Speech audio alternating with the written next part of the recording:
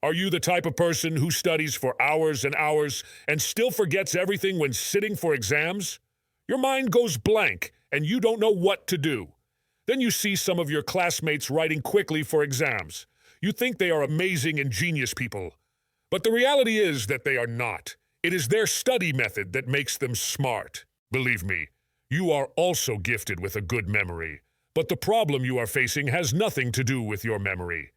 What if I told you that you could develop a strong memory in just 1 week? Stick with me, and I will explain how you can overcome these problems. You can become a topper if you really understand and follow the things I have highlighted in this video. First, let's discuss the idea of photographic memory. The idea of photographic memory is quite surprising. Photographic memory is believed to be a super sense by which someone can look at something and remember it exactly as it is, like a picture or computer memory.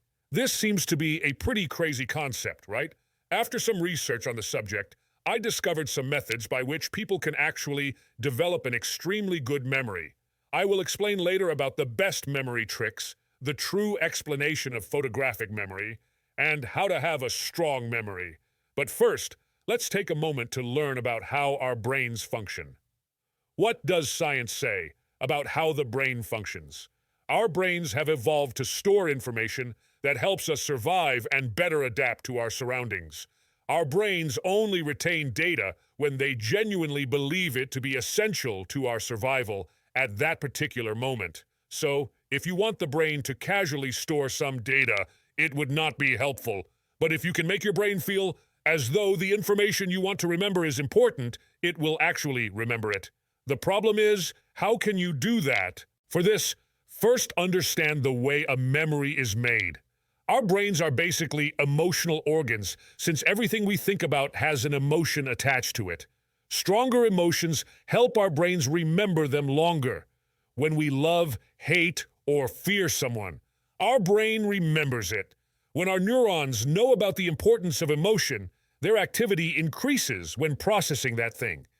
It means they start to work quickly to remember that. This gets registered in neural pathways, and then it becomes easier for the brain to make connections between previously stored and newly learned material. Through this principle, information is stored at the first point in our memory. If we repeat the same information, the neural pathway becomes gradually stronger and stronger. When this neural path is additionally exposed to the neurochemicals of focus, fear, or stress, it transforms this pathway into memory. So our brain retains information through the emotional value of the thing and repetition. Now you understand how our memory works. Let us answer the most important question now. Is photographic memory real? Do people really possess the ability to see something and instantly recall it as it is? The answer is big, fat no. For example, do magicians possess magic skills? The answer is no. They have skills that make them look like they are doing magic. Similarly, there are memory tricks and techniques that can make you the magician of your own memory, but only if you can master them. So, now we're going to talk about 3 memory techniques in the remaining video. If you can master these techniques, you'll be an expert at remembering things. Without wasting more time, let's get started. The first method is the theory of active recall.